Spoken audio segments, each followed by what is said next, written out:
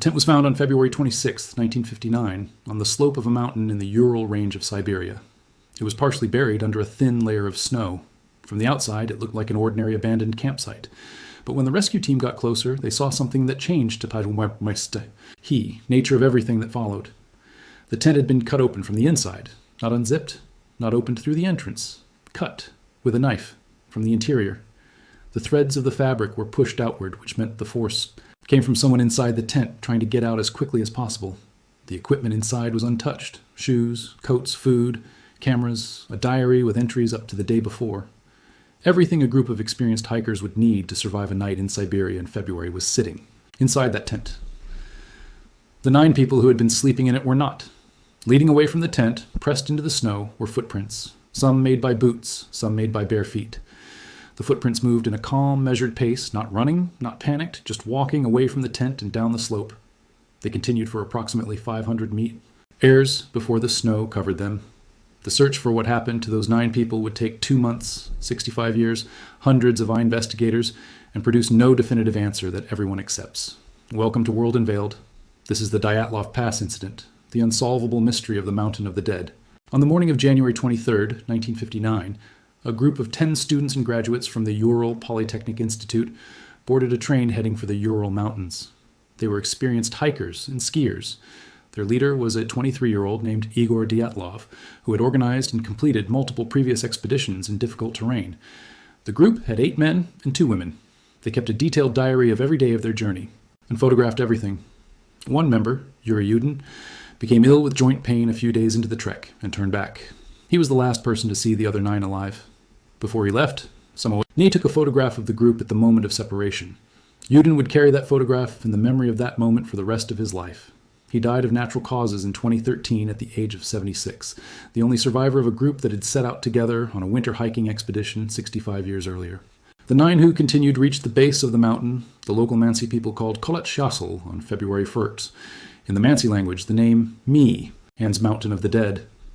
They spent the entire day climbing and made camp near the summit in the late afternoon, just meters below the top.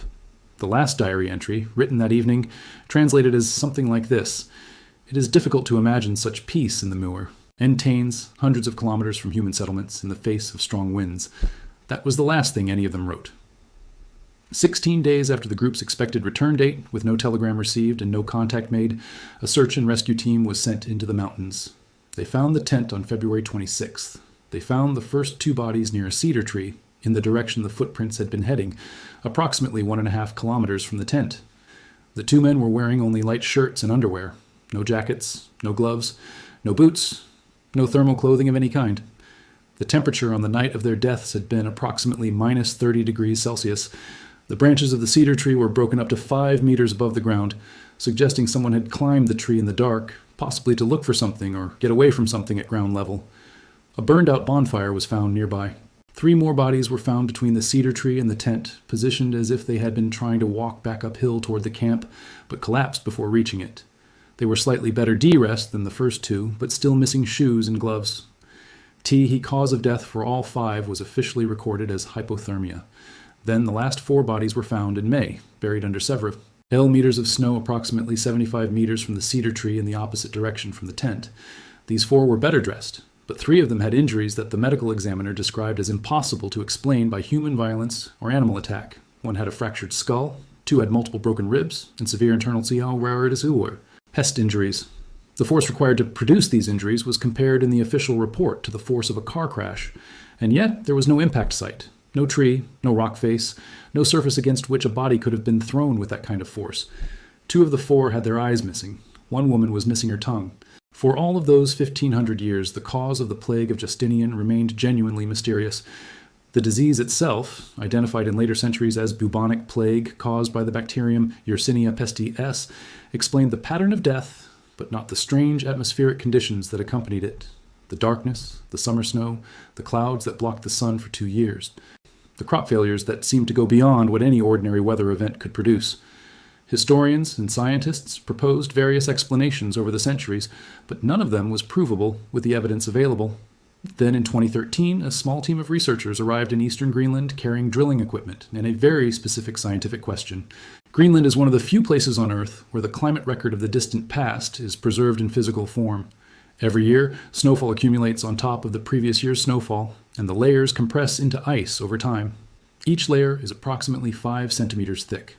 Trapped within those layers are the atmospheric particles that were present when that snow fell. Dust, pollen, chemical compounds, and most critically for this investigation, volcanic gases. If a major volcanic eruption occurred anywhere on Earth in a given year, the sulfur dioxide it released into the atmosphere would eventually be captured by snowfall and preserved in the corresponding ice layer.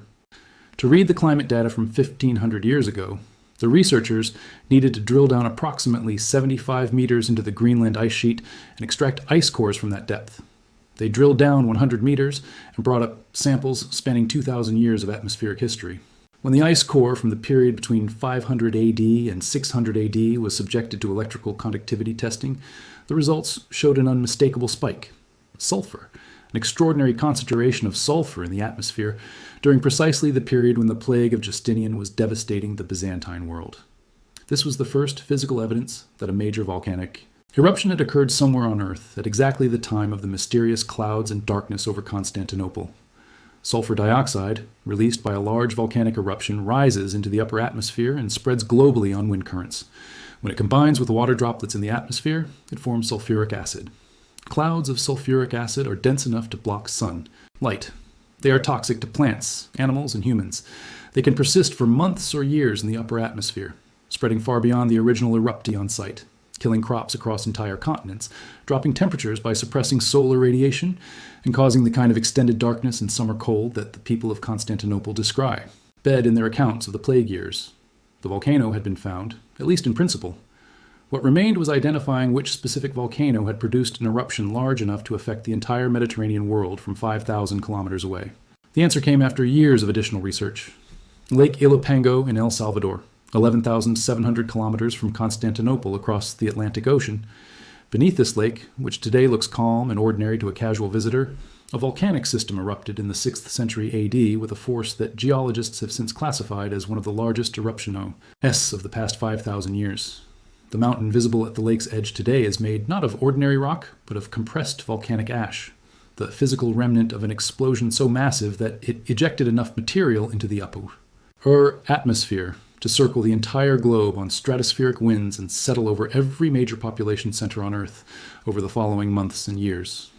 The people of Constantinople who watched the sky turn dark in 541 AD were watching the aftermath of a volcanic event that had occurred halfway around the world before any of them were aware that anything unusual had happened. By the time the darkness reached them, the eruption was already over. The volcano had already gone quiet. There was nothing to see and no way to know. 1,500 years passed before anyone connected those two events. A drilling team in Greenland, and a sulfur spike in an ice core, and years of geological analysis in El Salvador. The cause of one of the most devastating episodes in human history turned out to be a lake that looks perfectly peaceful today in a country that did not exist when the disaster occurred.